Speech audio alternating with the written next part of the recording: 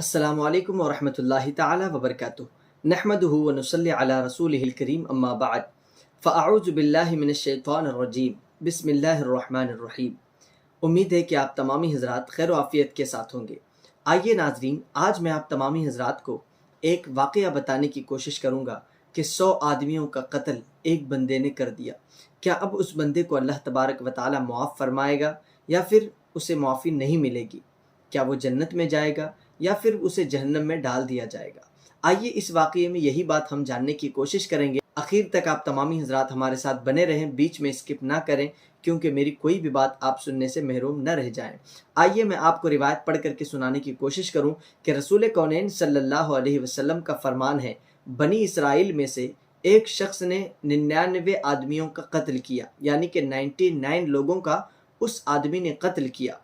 आखिर वो अपने गुनाहों पर नादिम होकर तौबा की गर्ज से निकला और उसे एक रास्ते पर जाहिद मिला, आबिद मिला। रास्ते पर उसे एक जाहिद मिला, यानी इबादत गुजार, नमाज पढ़ने वाला एक इंसान उसे रास्ते में मिला। क्योंकि 99 लोगों का कत्ल करने के बाद अब उसे एहसास होने लगा कि भाई मैंने जो किया वो गलत किया, अब मुझे माफ़ी मांग लेनी चाहिए, मुझे गुनाहों से तौबा कर लेना चाहिए। जब उसे ये एहसास हुआ तो वो तौबा की तरफ निकल पड़ा। जब तौबा की तरफ निकला तो रास्ते में उसे एक नमाज पढ़ने वाला नमाजी, आबिद, जाहिद इंसान मिला।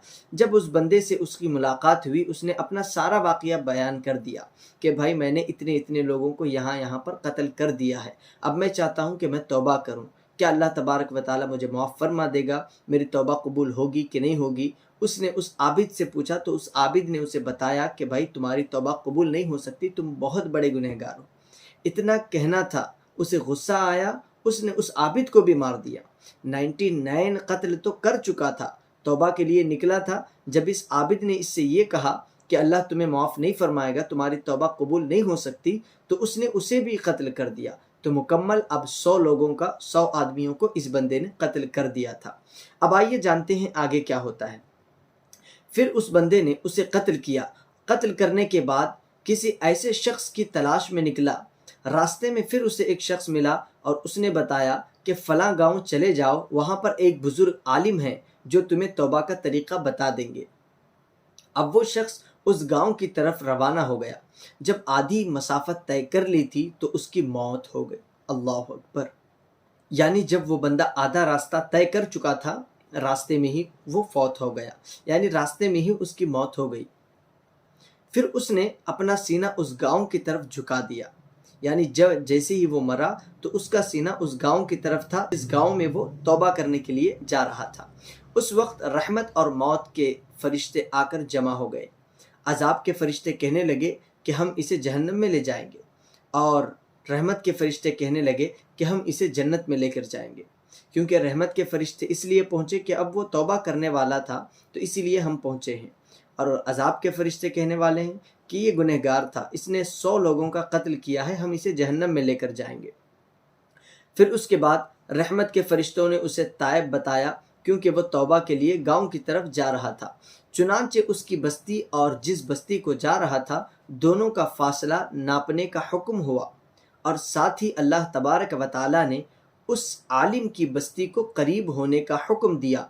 चुनांचे वो उस बस्ती के बालिश भर करीब निकला। इसी तरह अल्लाह अज़्ज़ व जल ने उसकी बख्शिश के सामान पैदा फरमा दिए। उसकी रूह रहमत के फरिश्ते लेकर गए। आपने इस वाक़ये से क्या सीखा और क्या आपने समझने की कोशिश की? कि बंदा कितना भी बड़ा गुनहगार क्यों न हो, अगर वो अल्लाह की बारगाह में पलटना चाहे, अगर वो अल्लाह तबारक व तआला की बारगाह में रुजू करे, अगर वो सच्ची पक्की तौबा करने के लिए रास्ते पर निकल पड़े, तो भी गैब से अल्लाह तबारक व तआला उस बंदे की ज़रूर मदद फरमाता है। हम में से भी कई ऐसे लोग हैं जो कि अभी तक अपनी अपनी ज़िंदगी गुनाहों में, अय्याशियों में, म्यूज़िक में, गानों में गुजार रहे हैं। मेरे भाइयों, मेरे नौजवानों, मेरी आपसे मुअद्दबाना व मुखलिसाना गुजारिश है कि अभी वक्त नहीं आया कि आप पलट आएँ अल्लाह की बारगाह में। अभी वक्त नहीं आया कि आप पलट आएँ अल्लाह की बारगाह में।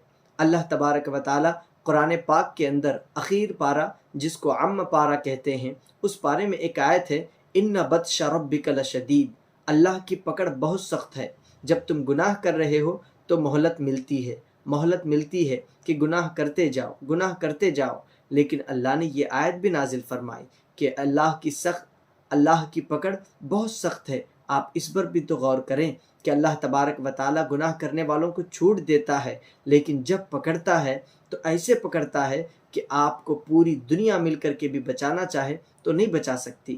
اسی لیے کہ وہ رب آپ کو پکڑے، اس سے پہلے آپ جا کر کے اللہ تبارک و تعالیٰ کی بارگاہ میں سچی توبہ کریں، اللہ تبارک و تعالیٰ کی بارگاہ میں گڑ گڑائیں، روئیں اور معافی مانگیں، توبۃ النصوح اللہ تبارک و تعالیٰ کی بارگاہ میں کرنے کی کوشش کریں۔ اللہ تبارک و تعالیٰ ہمیں اور آپ کو سچی توبہ کی توفیق عطا فرمائے، آمین یا رب العالمین۔ السلام علیکم ورحمۃ اللہ وبرکاتہ۔